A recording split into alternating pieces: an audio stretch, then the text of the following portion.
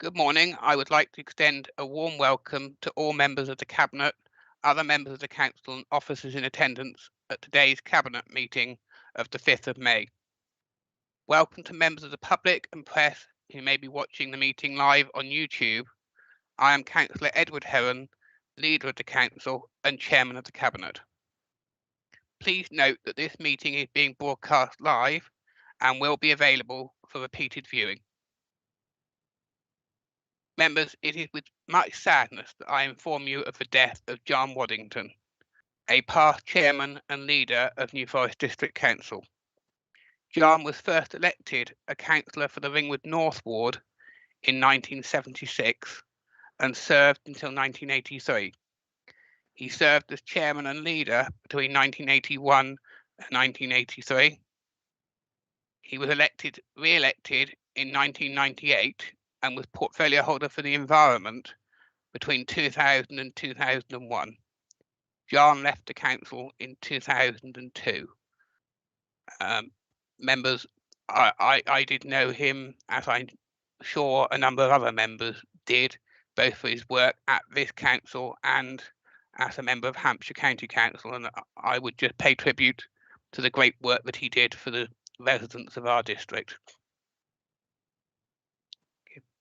Please could all in attendance follow the council's ground rules for virtual meetings, which have been well circulated.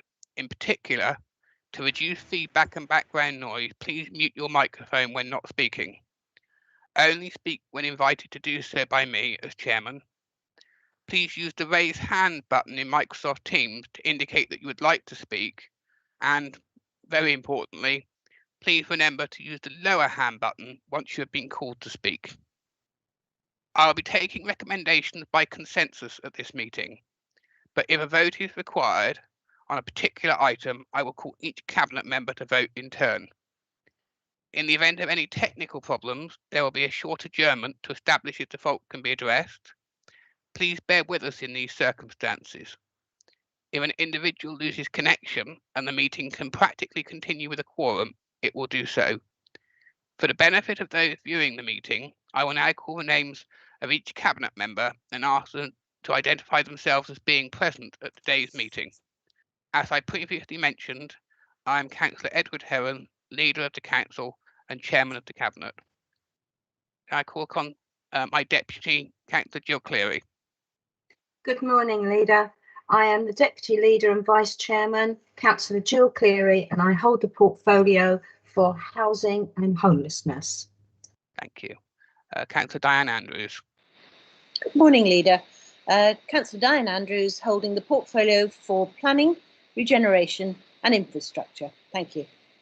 Thank you. Councillor Steve Davies. Good morning, Leader. Councillor Steve Davies. I am the portfolio holder for the Environment and Coastal Services. Thank you. Councillor Michael Harris. Good morning, Leader. Councillor Michael Harris, portfolio holder for Economic Development. Thank you. Councillor Jeremy Heron. Good morning, Leader. Councillor Jeremy Heron, portfolio holder for Finance, Investment and Corporate Services. Thank you. Councillor David Russell. Good morning, Leader. I'm Councillor David Russell, a portfolio holder for People and Places. Thank you. And Councillor Mark Steele. Morning, Leader. Councillor Mark Steele, portfolio holder, Partnering and Wellbeing. Good morning. Other members of the council in attendance will be recorded in the minutes of this meeting. Apologies, I have none. We have a full cabinet. Item 1. Cabinet members, please indicate if you have any matter to raise on the accuracy of the minutes of the meeting the 7th of April. Otherwise, I will take these as read for signing. Pause for a moment. Nobody is indicating. Thank you. Item 2. Do cabinet members have any declarations of any pecuniary or any other interest in respect to the business for this meeting? Okay. No. Item 3, there are no public participants today. So item 4, COVID-19 response and recovery. Members, COVID infection levels are back to those seen at the end of last summer. In the week to the 29th of April, infections fell and were 20 times lower than in January. In the New Forest, there were 10 coronavirus cases per 100,000 for the week to the 29th of April, down from the previous week. This is compared with 14.6 for Hampshire and 22.6 for the UK. People aged 40 or over are now able to book a COVID vaccination. 34.6 million people have received their first dose of the vaccination and 15.6 million are fully vaccinated. Members, I would urge all members and our residents that if you are offered a vaccine, to take that up. I am aware of issues in the press about possible side effects, but can I just say that it is absolutely clear that the risk from COVID is significantly greater than any risk from side effects from vaccines. So please do get out and have your vaccine. The lateral flow testing site at Totton Health and Leisure operated for 6 weeks and carried out 1,441 tests, of which only 3 were positive. Since April the 1st, the Appletree Court Information Office has given out 90 boxes of lateral flow test home test kits. You can now order these online, or you can get them from some pharmacies. So again, please continue to test. This is the only way that we're going to meet the government's roadmap and hopefully return to a life of more normality, which is so important for all of us and our businesses within the New Forest. Thank you. Item 5, mitigation for recreational impacts supplementary planning document. That's a mouthful. Diane, over to you to introduce it, please. Thank you. If you remember, Cabinet considered the draft mitigation for recreational impact at its December meeting. And following that meeting, there was a public consultation from the 9th of January to the 21st of February. There were over 40 responses received to the consultation from a cross-section of representatives, including residents and landowners. There was a number of detailed responses to the strategy. The level of engagement in this consultation is welcome. The consultation concludes that there was a broad support for the overall strategy and its ambitions. And as a result of the consultation, minor amendments have been made to the document. Whilst the strategy sets out how we will address recreational pressure, it is, of course, the projects that are delivered by the strategy that ensure that the residents have attractive green space in close proximity to their homes, avoiding the need to travel to more sensitive parts of the national park. These projects, attractive green spaces, not only protect the most sensitive parts of our natural environment, but they make a positive contribution to the health and the well-being of our residents, and they create a sense of local community and place. A number of comments were received about future mitigation projects, and I know that officers are working hard to develop a pipeline of deliverable projects, which will be fully discussed with members, town and parish councillors and residents as these projects evolve. The recommendation is that the SPD is adopted. Thank you, Leader. Thank you, Diane. Claire, do you have anything to add to that? No, I've got nothing to add to that. Thank you. Thank you. Well, first we're going to go through the paper by page. So starting at page 5 and the recommendations at 1.1, which we will come back to. Any questions on page 5? Page 6, page 7, and page 8 with the portfolio holder comments. Any comments from members of the Cabinet before I go out? No. Councillor Martin Levitt. Thank you, Leader. A very mundane question, I have to say. It's paragraph 7.1, the financial implications. The funding by developers' contribution requirements. It's that question. I just want to make sure that we are in line with other district councils in Hampshire. There are no other district councils in Hampshire that charge, I don't know, 5% or whatever it is, higher than we're charging. That's the point. When I'm knocking on doors and talking to residents in Branscore, I just want to be sure that we're doing not worse than other district councils in Hampshire. Claire, do you want to answer that one? Yes, certainly. So in terms of how we compare to other district councils, we have a different situation to a number of other Hampshire authorities in that they are not needing to legally mitigate the impact of recreational pressure on the national park because of their distance from the national park. So you can't compare us to other authorities across Hampshire. In terms of where we are, we have a developed strategy that's been tested through the local plan. So we are comfortable that the strategy around how we mitigate impact is adequate. In terms of the funding, some of the projects will be directly funded through our CIL, our Community Infrastructure Levy that we collect, and others will be funded as part of a development scheme. We've tested the cost of that against the viability of the overall project in terms of delivering the scheme. That's been found to be sound.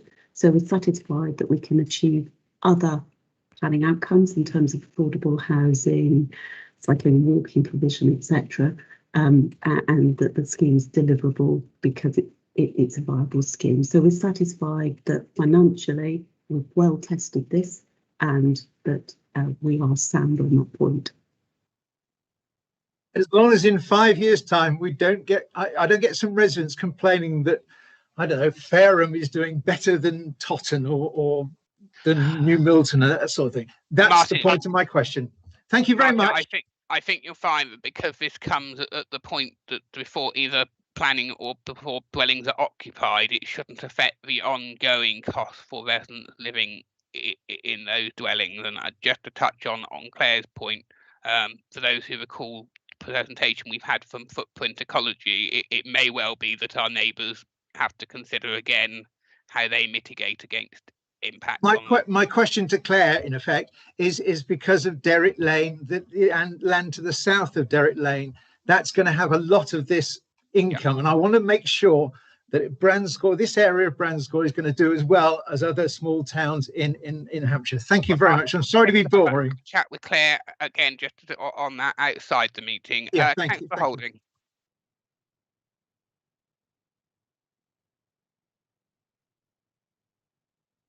Maureen, I think you might be on mute. Yes, sorry, I was trying to get off it. It wasn't coming. I would like to say that I think this is one of the most important papers that we've had for a long time. People have complained about the national park and the whole area becoming a theme park. And I think this goes a long way towards full protection. If we have more rangers, which it says we will have more people looking after it, which is needed.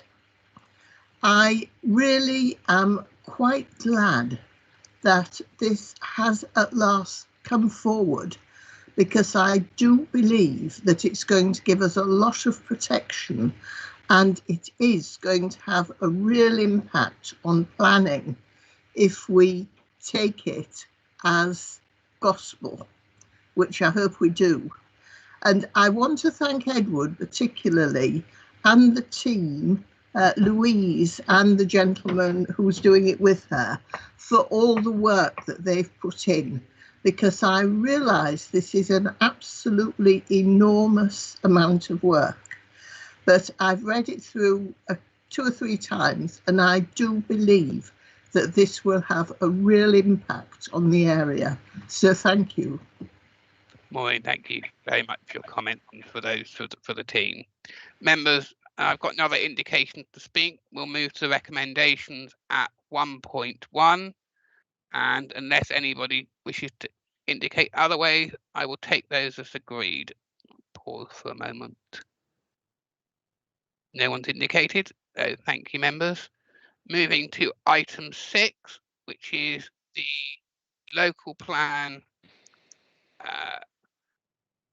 review part 2 and supporting work. Councillor Andrews, do you want to introduce the paper? Thank you, Leader. Now, this is the big one.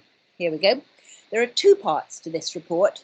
The first part sets out the future programme of work and the timetable for part 2 of the local plan review, and it seeks agreement to commencing this work.